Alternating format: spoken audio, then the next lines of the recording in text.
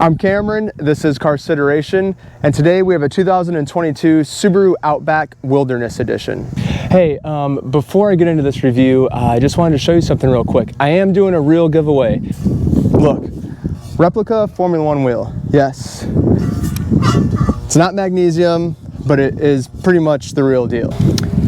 Here's an OZ Super Forgiata. You can see how dusty it is because it's been in my basement for probably 2 years now.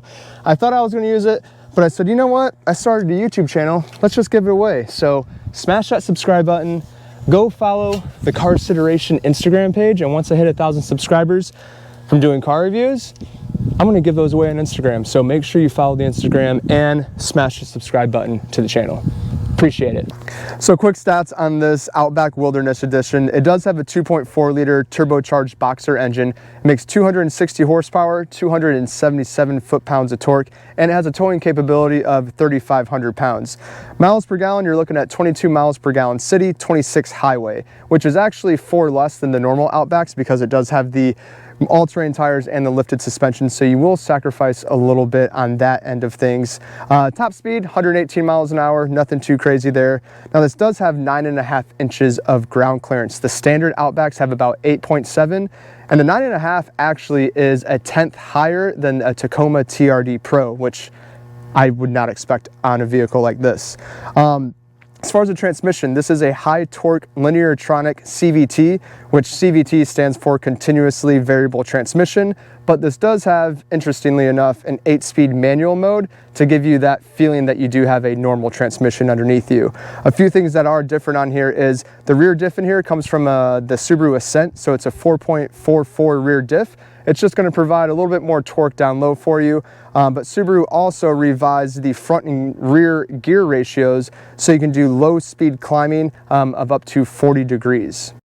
All right, so quick exterior walk around of the Outback Wilderness. Right off the bat, what I notice, what attracts my eye, is going to be these anodized copper bits here. They're on the front and the rear and the roof rack system. Now these are your call to action areas. The rear, obviously, you're going to have your tow hooks. The front is where you're going to mount your roof racks, systems, kayaks or tents or anything like that.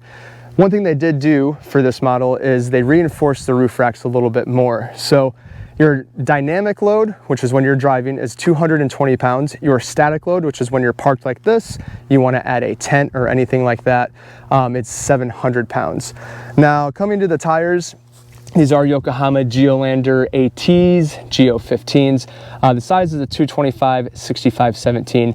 I love how Subaru went with the white lettering out. With these tires, you have the option of white lettering in or out, but from the factory, from what I can tell, everything is white lettering out, which I quite enjoy. Up here in the suspension system, Subaru did not add spacers. They actually did put taller springs in here to give you that 9.5 inches of ground clearance. And obviously another predominant feature here is this black cladding. A little bit better departure angle on the front as well, or approach angle. You have 20 degrees of approach. In the rear, you have 26 degrees of departure angle. Front here, again, anodized copper for your tow hooks. You get a different front fascia than the other Outback trim levels. And then my favorite part on the front, I think, is going to be this Gatling gun design LED fog lights. Now coming up to the headlights, you get a daytime running light, LED of course, and then you get these projector style headlights. And coming to the side, again, might be a little hard to tell, but this black cladding does look really good on the side. I do enjoy that. You get your Subaru Wilderness badge. Again, black cladding, anodized copper colored Outback logo.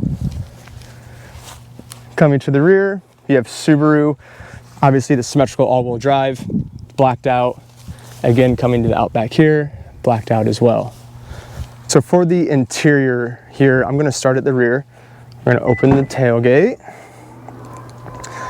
So with these seats up right now, you have 32.5 feet of cubic storage. And then if you put the seats down, you have 70 cubic feet of storage. So plenty of storage opportunities here. Now, if you ever wanna lower the rear seats here, all you have to do is pull on this handle and they fold down just like that. Now, one of the coolest things, which I will explain the importance of while we're driving, is underneath here, They gave you a matching spare tire with a TPMS sensor, and in the driving review I will explain why that is so important on Subarus specifically. So back seat, obviously very spacious here. Again, as I say in all my reviews, I'm a smaller guy, plenty of headroom, 5'9".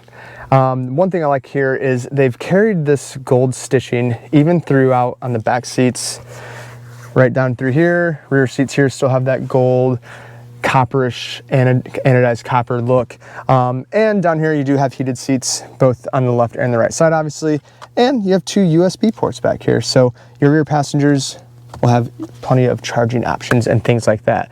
The one thing that I would maybe nitpick on here in the rear is, ever since I've been in that Bronco Sport, I feel like, again, car manufacturers underutilize the back seats here. There could be molly webbing or anything like that. That Bronco Sport really does nail the back seat as far as how to utilize the back seats a little bit more and just give you a few more options than just some normal storage here, things like that. So right off the bat here, this 11.6-inch infotainment system is pretty impressive, at least aesthetically and how it looks right now. You can control your heated seats from right here. You can control your AC unit and everything like that. So yeah, if you want your heated seats at 85, you can go there. If you want to go lower, however you want to do it. Now, you can control your climate from here as well. But I like how Subaru has given you the option that on either side here, you can control it manually as well instead of touchscreens. I personally just don't like when everything is on a touchscreen. I just still like that manual button feel and things like that. You do have a 2 USB chargers, it looks like right here, and an aux cord, and of course your parking brake and things like that. So one thing that I forgot to mention is that this does have a forward-facing camera. While we're in here, let's give it a little sound test. Oh gosh, I'm changing the channel, whoops, volume.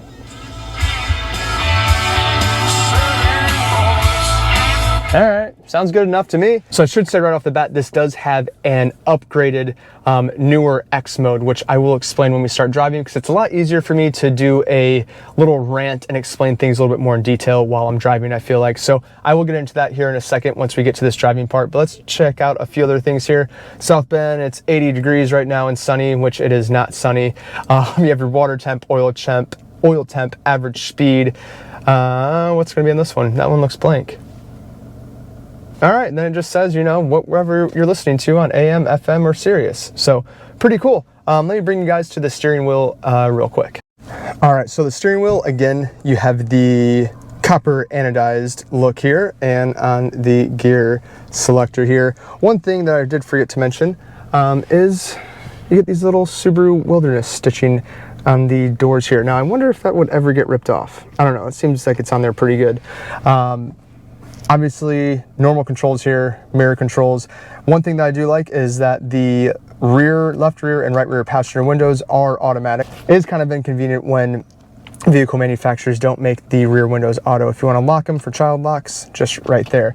Up here, nothing too crazy. I do like how they stuck with the analog gauges. I am a fan of analog gauges. I do, of course, like the new displays that just take up everything, like in the Mercedes and things like that, but I feel like these are kind of like a thing of the past. I like how that they have kept these in here, but you still have your normal little display there as well. Steering wheel controls, again, steering wheel controls, nothing crazy here. You have your volume, your source, touch to talk, and then you have your cruise control, your radar cruise control. This does have radar cruise control, but getting into one of the more important things here is this is Subaru's new EyeSight system. If you've been in an older Subaru that has the EyeSight, they were very bulky. I feel like they came all the way down to here. That's going to be like your radar cruise control, your lane guidance, emergency braking, and things like that. But this is their updated version here, and it is a lot slimmer, a little more sleek. You have a little option to put your sunglasses here, and it's a little hard. Kind of wish that was a little softer. And then, of course, you have a sunroof here. Overall, I like the interior. The steering wheel feels pretty good so far. We're gonna give this a shot just to see how this off-road suspension works. And not when I say off-road suspension, but ground clearance and just overall ride quality if you are going two-tracking. I'm thinking what? I don't know, it's like, well, maybe not two-track, but it's definitely a lane. So Let's go 25 miles an hour. This is so plush. Okay, there's a pretty decent bump here. That's not bad. Another one. Okay, I wasn't expecting this, I'm not gonna lie. I thought it was gonna be a lot more like, ugh, but it's really not. This is like plush. I'm impressed. All right, let's try this turning radius. Let's turn around. Because if you are going two-tracking or off-roading, you need a good turn radius. This turning radius isn't terrible. That was pretty narrow.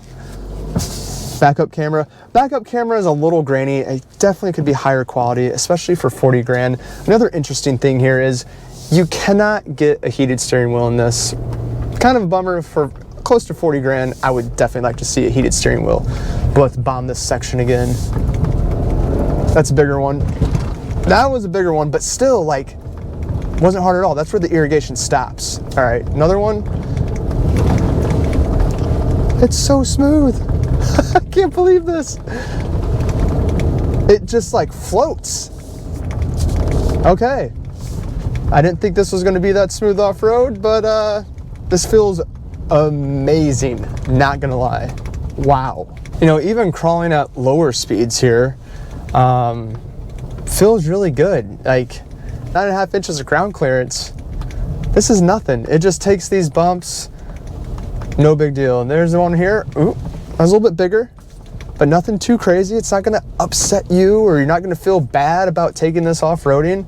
It's definitely very capable.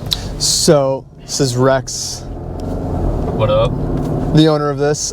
So a few things on the X mode, the updated X mode that they did in this. I was reading online, and the old Onyx XT version, anytime you went over like 25 miles an hour, it would cut the X mode. So you have two driving modes in here with the X mode. You have your sand and snow, and then you have deep sand, deep snow. Sweet. So if you're ever off-roading, which you will, you're outdoorsman, and you want to put it into the dual X mode or the second X mode with deep sand, deep snow, it'll allow your wheels to spin over 25 miles an hour. All right. So that was one thing, because I was like, what's the like X mode? Like, I don't get that. But obviously it just uses like the wheel braking and stuff to adjust, you know, your all-wheel drive. The other thing that I was talking about with that matching rear wheel, the rear spare tire thing, obviously you know this, but so if you get a flat tire in a Subaru, you have to have obviously a matching tire like any all-wheel drive vehicle. But the more important part, since this is a symmetrical all-wheel drive system, your tread depths have to be within 2/32 of each other. If they're not, you can definitely cause some transmission issues or some transfer case issues. If you go to your Subaru dealer, how they fix this, or if you like order something on TireRack.com and you have a Subaru, you can order a tire that's shaved or tread depth matched, whatever terminology you want to use. So that way you don't have to buy a whole set of new tires. If you go to your normal local tire shop and you have a Subaru, let's say your tires are at 6/32 and you get a flat tire and they're all at 6/32, but your new tire, like this Yokohama Geolandar Geo15, starts at 10 or 12/32, you're gonna you'd have to buy four new tires. You'd have to buy 4 full new tires. And a lot of people think that it's just local tire shops like trying to screw them over or something like that, but it's not. It is in every Subaru owner's manual. So if you get a flat tire, just go to your Subaru dealership. They can order you one. Go to TireRack.com. You can order one for like $25 shaved, and that is why it is an option. The shaving service is $25. The shaving service is $25, not the tire. Yeah. But so far, these driving characteristics, like this feels pretty good. It's I haven't driven an Outback in a while. I think the last time I drove an Outback was like a year ago. Obviously, this ride height is a lot higher already. It is a lot higher. We had a standard Outback, touring model 2018, and we traded it in for this. This car is significantly different. CVT transmission in this, I keep saying CVT, even though T stands for transmission. The CVT in here, you're not going to notice it. I know a lot of people are like, oh, well, CVTs aren't as reliable or something like that. And the way I looked at a CVT, like I was just doing research on it last night, I'm pretty sure this is the first CVT I've driven, unless I unknowingly drove one. It's just kind of like a snowmobile clutch, like how it just expands. Like that's the only way I can really describe it. You know, if you've ever like went down a trail on a side-by-side that has a CVT transmission. It just keeps going. Now, if you want to do like drive it, like change the gears, you can use the paddle shifters, but you don't feel really anything. And it's funny because it gives you this false sense that it's changing gears, but it's not changing gears. It's just changing the ratio of the pulley system. Right. The CVT, one thing about CVT is that once you get in the power band, if you're on the throttle, it will know that you're in the throttle, and it will stay in that power band. Okay. This thing flies. All right, let's. Yeah, hit it. It just stays right there. It stays there. It stays in the power band. I mean, yeah, we may or may not been over 60. Be exceeding the speed limit, but yeah. That was crazy. Okay, this is a family hauler. This is a grocery getter. This is an adventure mobile. This is the most badass lifted wagon you'll ever see at soccer practice. It's incredible. What most people are gonna do, go to the campground. I think even Subaru said it. Go to the campground and then go beyond the campground. Like, this is perfect. This is awesome. Like, you have an overland 4Runner. I have an overland built. Forerunner. Sits on 33s, got Nikon suspension, I got, front run roof rack, I've got all the ARB stuff, I've got sliders, I've got everything. And this Outback will go everywhere that I would need my Forerunner to go. Yeah, now if you lived in Moab, that might be a different story. It'd be a totally different story, but here in northern Indiana, in Michigan, and really anywhere I would take my family and I would feel comfortable taking my family. Right. This car would absolutely do it. We're just cruising. There's like nothing going on. It's so easy. The road noise on these Geolander Geo15s is, it's there, but it's not obnoxiously loud if you want to upgrade to a more aggressive tire. I forgot to look up tire options for this. I'm assuming there might be a KO2 option, or there's definitely going to be a Continental Trend Contact AT that's going to be more aggressive, things like that. Are available. The BFG is available. They do make KO2? Okay. Toyo has a tire available. If you want something more aggressive. General has the ATX? The ATX is available for it. Cool. Tons of options. So this does have, I didn't notice this, steering responsive headlights. You can turn those on or off if you want, which I don't know why you'd want to turn those off. Steering wheel, by the way, feels pretty good. Could be maybe a little bit softer.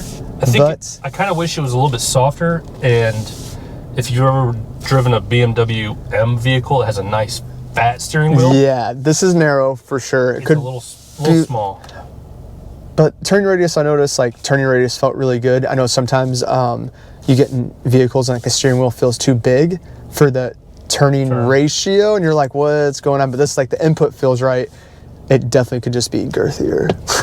You could have a little bit more girth. Could have a little bit more girth. There's nothing wrong with a little more girth. The daytime running lights on this, I do like the daytime running lights. Yes. They look good. They look clean. The headlight design on the Subarus recently have been really good. It's very sleek.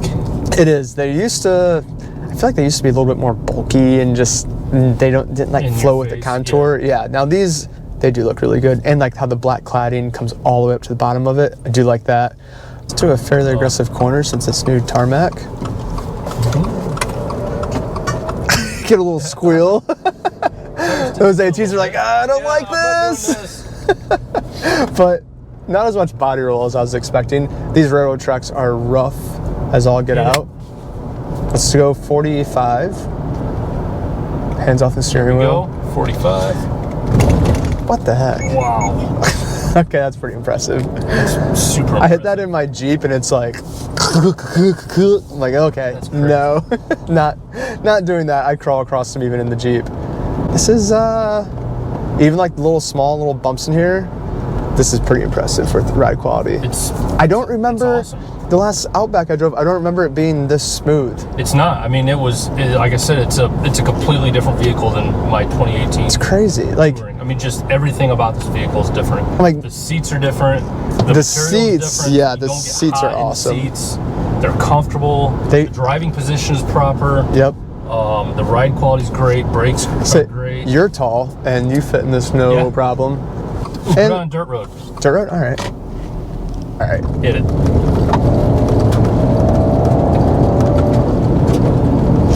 It's crazy how smooth it feels good. Dude, it's so smooth. Super smooth. All right, 52 down a dirt road. We've got, 900 miles on the car now. We've owned it for 4 weeks. And this is the first honest washboard dirt road we've been down. And this thing is stupid smooth. So it takes up the big bumps in the 2-track just fine. Hit those at speed, just nice and plush. The washboard that you can probably hear. It's crazy. So smooth. I'm really impressed. And even the road noise on a dirt road.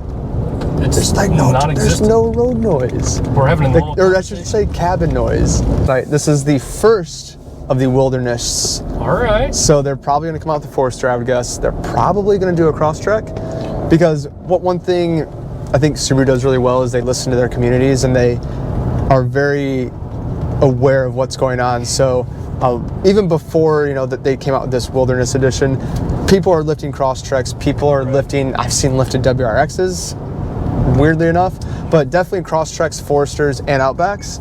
You see it all the time. And I think Subaru was throwing a big fit to the people that did that, with their limiteds or whatever it was, because they had to readjust the EyeSight and things like that, and it wasn't engineered. Like, it wasn't really engineered for that. So, like, I get Subaru's point, but kudos to Subaru for recognizing what's going on within their community, even if it is a niche community that lifts Outbacks and Foresters and Crosstreks, but at least they're giving you guys and the normal customers like us an option to say, hey, don't go with an aftermarket thing. Like, we'll give you one right from the factory. And it has everything. Yeah. You can even get a semi-decent skid plate. Right. It's a dealer installed option. What do? I like to go out and enjoy some back roads. I like to go off the beaten path. I pull my drift boat. Mm-hmm. We've talked about having a small trailer. It's a smaller teardrop trailer or something like that. We've thought about doing all that. And this car does everything.